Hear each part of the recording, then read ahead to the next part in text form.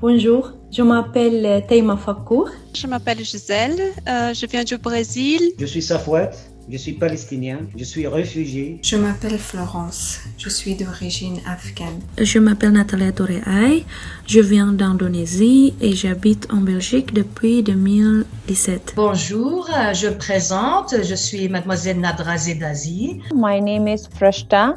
I'm from Afghanistan. Je suis une réfugiée syrienne. Je suis ici depuis février l'année dernière dans le cadre de regroupement familial. Mon métier, c'est gynécologue et obstétricien avec expérience 18 ans et une chirurgie aussi. En tant qu'une pharmacienne, j'ai des compétences scientifiques en domaine chimique et pharmaceutique. Je suis médecin diplômé depuis 2016. Je travaille en tant que médecin traitant en cabinet et aussi comme médecin général à l'hôpital. I'm a doctor.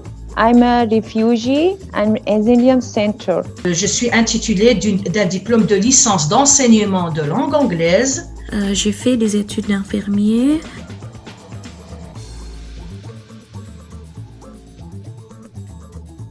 C'est très difficile de trouver des informations concrètes. C'est difficile de trouver un chemin objectif.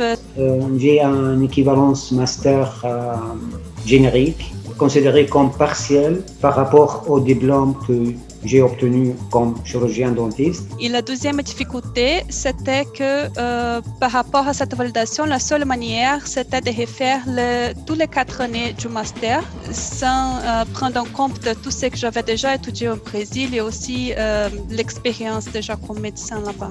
J'ai enseigné en Algérie. Ici, quand j'ai été régularisée, faute d'avoir une équivalence de mon diplôme, de ma licence d'enseignement d'anglais, je me suis, rabattue sur d'autres métiers comme employée administrative.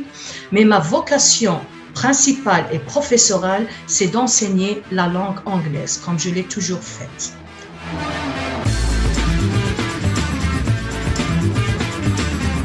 Ici, on entend toujours qu'il y a un manque de professionnels de santé et par rapport à cette période, cette pandémie, je pourrais justement être très, très utile en travaillant comme médecin traitant, comme médecin général à l'hôpital. Dans cette crise sanitaire, je voudrais contribuer à aider l'hôpital en Belgique en tant qu'infirmière. Je peux également utiliser mes compétences en maison de repos, à la crèche, etc. Je travaille comme assistant dentaire, je ramasse les outils, les instruments de médecin, je lui aide à 4 mains. Je fais ce que j'aime, ce que je sais. L'endroit, le local que je connais, qu'il est ici, il fait son nid dans ma tête. Je ne peux pas faire autrement. I see in the hospitals really need to doctor, nurse, but I'm really ready to go to help people. When I see these situations, so I'm feeling very hurtful to you. You can help these people, but the government not accept you. How you can to help to these people?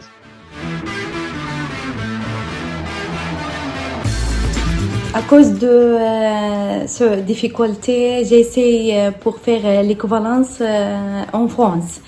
Et j'ai été acceptée pour passer l'examen. C'est pour ça que je me suis vue obligée de partir en Allemagne pour faire la validation là-bas. Et après 1 an et demi d'études, d'examens et tout ça, j'ai reçu déjà un permis de travail qui est valable pendant 2 ans. Et après ces 2 ans, je passe encore un examen. Et après ça, j'ai la validation de mon degré. C'est mieux de faire un stage pratique sous la supervision d'un maître de stage ou bien d'un professeur ou bien d'un clinique bien reconnu, ça veut dire dans les hôpitaux ou bien les cliniques qui appartiennent à la ministère de la Santé. J'ai 51 ans. Si je fais un agrégat ou bien je fais une formation à l'université, ça va me coûter 3 années. Et moi, j'ai 51 ans. J'arrive à 54 ans, 55 ans. Je suis dans la tranche d'âge de demandeurs d'emploi de plus de 55 ans. On a l'expérience, on a ce pouvoir de donner aux autres qu'est-ce qu'on a comme expérience, qu'est-ce qu'on a vécu. On a travaillé dans des conditions vraiment difficiles. Donc, on est apte à faire des choses, à donner, d'être positif dans la société. Je suis sûre que je vais contribuer à cette société. C'est dire que j'aime aussi mon emploi, ce que je fais, emploi administratif, mais l'anglais, enseigner l'anglais, c'est ma vocation. Et ce que j'attends du gouvernement, c'est donner une chance à toutes les gens qui ont énormément de talent, de compétences, de l'expérience et l'envie de travailler, de participer et aider, surtout dans cette période très difficile. Je sais que Madame la ministre fait de son mieux pour assouplir la procédure de l'obtention de l'équivalence des diplômes étrangers, car on a besoin d'une interlocutrice politique pour faire bouger des choses. J'espère que vous pouvez m'aider pour obtenir cette équivalence, pour pratiquer mon métier ici. Et je vous remercie pour tout l'effort.